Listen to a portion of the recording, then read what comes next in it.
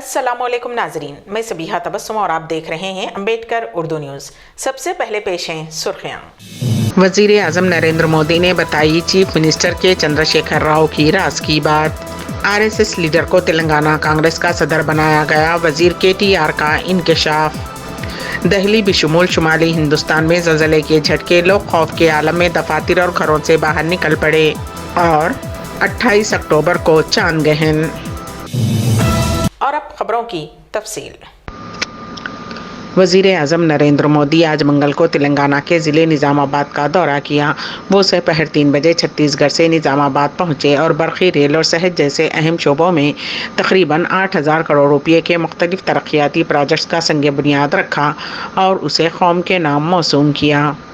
सरकारी बयान में कहा गया है कि मुल्क में तवानाई की बेहतर कारकर्दगी के साथ बरक़ी की पैदावार बढ़ाने के वज़ीर आज़म के विजन के मुताबिक एनटीपीसी के Telangana super thermal power project के पहले मरहले के 800 मेगावाट यूनिट को कौम के नाम किया जाएगा। ये तेलंगाना को कम कीमत पर बरक़ी फराहम करेगा और ये रियासत की इक़्तिसादी तरक्की को फ़रोग़ देगा। ये मुल्क के सबसे ज़्यादा माहौलियात से मुताबिकत रखने वाले पावर स्टेशनों में से एक होगा।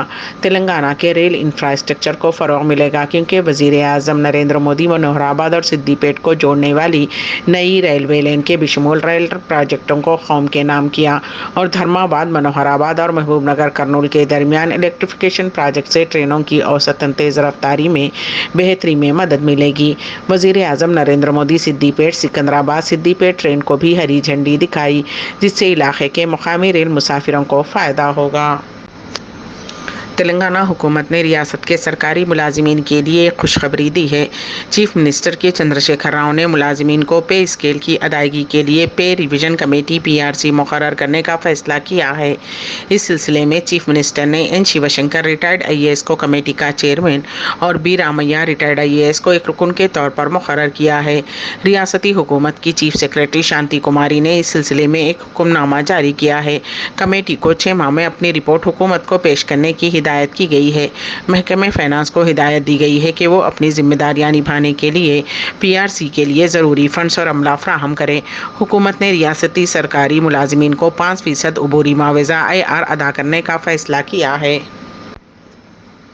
वज़ीर आज़म नरेंद्र मोदी ने कहा कि GHMC इंतखाबात के बाद चीफ मिनिस्टर के चंद्रशेखर राव का रवैया पूरी तरह से बदल गया था। GHMC के इंतखाबात में बीजेपी की शानदार कामयाबी के बाद बौखला कर वज़ीर आला के चंद्रशेखर राव दिल्ली आए और उनसे मुलाकात की और उनसे NDA में शामिल होने और तेलंगाना में KTR को चीफ मिनिस्टर बनने के लिए आशीर्वाद देने की दरख्वास्त की। ताहम मैंने के चंद्रशेखर राव की दरख्वास्त को मुस्तरद कर दिया। वज़ीर आज़म नरेंद्र मोदी ने इंकशाफ किया कि उन्होंने उस दिन फैसला किया था कि BRS के साथ इत्तेहाद करने का कोई फ़ायदा नहीं है। वज़ीर आज़म आज निज़ामाबाद के दौरे के मौके पर जलसे आम से खिताब करते हुए इस बात का इंकशाफ किया। तेलंगाना की हुक्मरान जमात BRS के कारगुजार सदर व वज़ीर बल्दी नज़्म व नस्ख के तारक रामाराव ने कहा है कि कांग्रेस पार्टी ने एक RSS लीडर रेवंत रेड्डी को तेलंगाना कांग्रेस का सदर बनाया है। जगतियाल में BRS पार्टी के इजलास से खिताब करते हुए KTR ने पंजाब के साबिक़ चीफ मिनिस्टर की जानिब से कांग्रेस लीडर सोनिया गांधी को लिखे गए ख़त की कापी को बताते हुए कहा कि ये मैं नहीं कह रहा हूँ कि रेवंत रेड्डी RSS के लीडर हैं, बल्कि कांग्रेस लीडर और पंजाब के साबिक़ चीफ मिनिस्टर अमरिंदर सिंह ने सोनिया गांधी को एक खत लिखा, जिसमें पूछा गया कि रेवंत रेड्डी जैसे RSS लीडर को कांग्रेस पार्टी का सदर कैसे बनाया जा सकता है। हैदराबाद से ताल्लुक़ रखने वाले एक शख्स का लंदन में कत्ल कर दिया गया। फौरी मिली इत्तलात के मुताबिक 65 साला मोहम्मद ख्वाजा रईसुद्दीन को हिल टॉप माउंट लंदन में चाकू का वार करते हुए कत्ल कर दिया गया। इत्तलात के मुताबिक वो अपने एक साथी के हमरा जा रहे थे कि लूट लेने की गर्ज से उनका कत्ल कर दिया गया। इस इत्तला के साथ ही उनके घर वालों पर गम का पहाड़ टूट पड़ा और वो सकते में आ गए। मोहम्मद ख्वाजा रईसुद्दीन साल 2011 से लंदन में मुकीम थे और उनकी बेटी की शादी 5 अक्टूबर 2023 को होने वाली है और वो वतन वापसी की तैयारी में थे कि ये वाक़या पेश आया। नाश को हैदराबाद लाने के लिए इंतजामात के सिलसिले में मरकज़ी हुकूमत से नुमाइंदगी की गई है। جاریہ سال کا آخری چاند گہن 28 اکتوبر کو ہوگا، جس کا مشاہدہ حیدرآباد میں بھی کیا جا سکے گا۔ امکان ہے کہ چاند گہن 28 اکتوبر کو رات 11:31 پر شروع ہوگا اور 29 اکتوبر کی رات 1:08 پر پورے عروج پر ہوگا۔ اس کا اختتام الصبح صبح 3:56 پر ہوگا۔ محکمہ موسمیات کے مطابق حیدرآباد میں 28 اکتوبر کی رات مطلع ابرآلود رہنے کا 54% امکان ہے۔ اس ماہ چاند گہن کے علاوہ 14 اکتوبر کو سورج گہن بھی واقع ہوگا، تاہم یہ ہندوستان میں نظر نہیں آئے گا۔ منگل کی دوپہر دہلی این سی آر بشمول پورے شمالی ہندوستان میں زلزلے کے شدید جھٹکے محسوس کیے گئے۔ زلزلے کے جھٹکے کافی دیر تک آتے رہے۔ زلزلے کی شدت اتنی شدید تھی کہ لوگ فوری طور پر گھروں اور دفاتر سے باہر نکل کر سڑکوں پر آ گئے۔ بتایا جا رہا ہے کہ زلزلے کا مرکز نیپال میں تھا۔ آدھے گھنٹے کے وقفے سے 2 مرتبہ زلزلے کے جھٹکے محسوس کیے گئے۔ زلزلے کی شدت اتنی شدید تھی کہ دہلی سے لے کر اتراکھنڈ تک پورے شمالی ہندوستان میں زمین لرز اٹھی۔ اتراکھنڈ کے کھیتما میں بھی لوگوں نے جھٹکے محسوس کیے۔ نیشنل سیسمولوجی سینٹر کے مطابق 2 مرتبہ زلزلے آئے۔ پہلا جھٹکا دوپہر 2:25 پر آیا، جس کی شدت 4.46 تھی۔ تقریباً آدھے گھنٹے بعد 2.51 پر ایک اور زلزلہ آیا، جس کی شدت 6.2 تھی۔ اس زلزلے نے لوگوں کو گھروں سے باہر نکلنے پر مجبور کر دیا۔ زلزلے کی وجہ سے کسی بھی طرح کے جانی و مالی نقصان کی کوئی اطلاع نہیں ملی ہے، تاہم لوگوں میں خوف کی لہر پائی جاتی ہے۔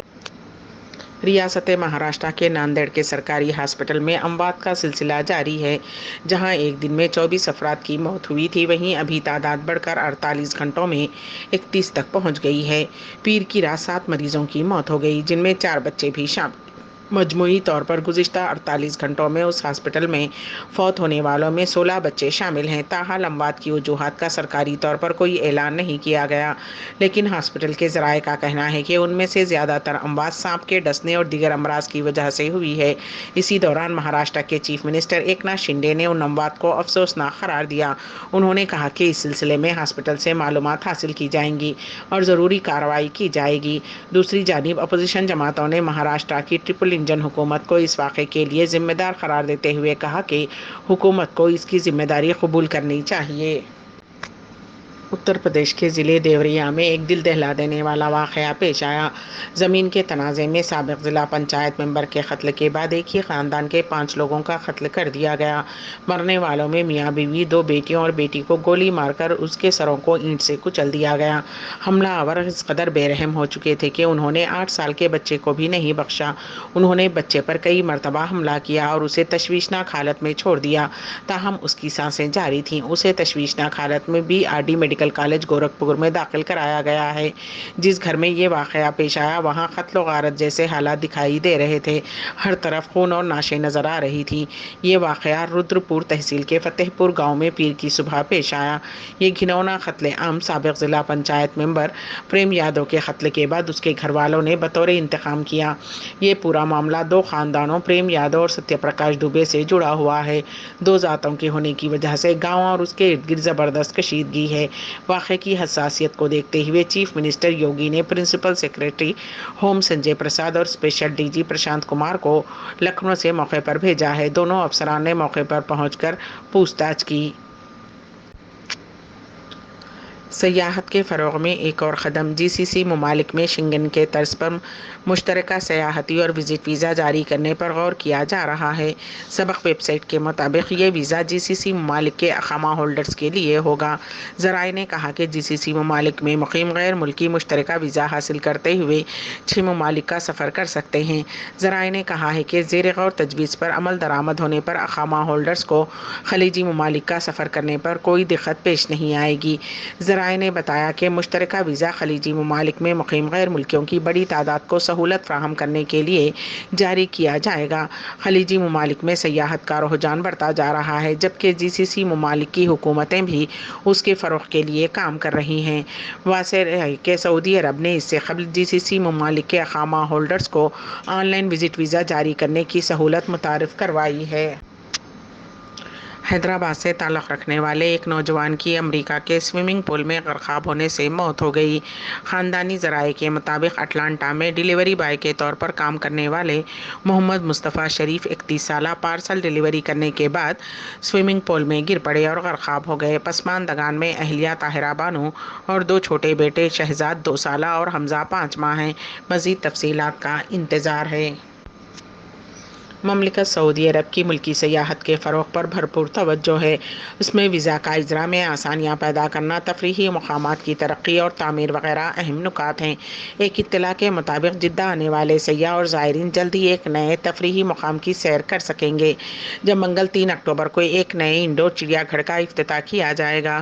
عرب نیوز کے مطابق یہ تفریحی مقام بحیر احمر کے کنارے جدہ کے علاقے المحمدیہ میں کھولا جا رہا ہے، جہاں زائرین کے لیے پرکشش اور لطف اندوز سرگرمیوں کا بھی اہتمام کیا گیا ہے۔ کنگ عبدالعزیز روڈ پر قائم وسیع انڈور چڑیا گھر کے اوقات کار روزانہ شام 4 بجے سے رات 11 بجے تک ہوں گے۔ جدہ کے وسط میں واقع یہ ایک منفرد مقام ہے، جہاں پالتو اور نایاب جانوروں کے علاوہ خوبصورت پرندوں بشمول رینگنے والے جانور ایئر کنڈیشن ماحول میں رکھے گئے ہیں۔ ہر عمر کے زائرین کے لیے انڈور علاقے میں مختلف قسم کے دلکش شوز کا بھی اہتمام کیا گیا ہے۔ انڈور چڑیا گھر میں بڑوں کے لیے داخلہ ٹکٹ 50 ریال اور 12 سال سے کم عمر افراد کے لیے 25 ریال ہے، جبکہ 2 سال تک عمر کے بچوں کا داخلہ فری ہے۔ امبیڈکر اردو نیوز کے اختتام سے قبل دوبارہ سرخیوں پر ایک نظر۔ وزیر اعظم نریندر مودی نے بتائی چیف منسٹر کے چندر شیکھر راؤ کی راز کی بات۔ RSS لیڈر کو تلنگانہ کانگریس کا صدر بنایا گیا، وزیر KTR کا انکشاف۔ دہلی بشمول شمالی ہندوستان میں زلزلے کے جھٹکے، لوگ خوف کے عالم میں دفاتر اور گھروں سے باہر نکل پڑے اور 28 اکتوبر کو چاند گہن۔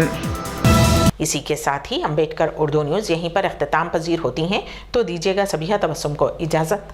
اللہ حافظ۔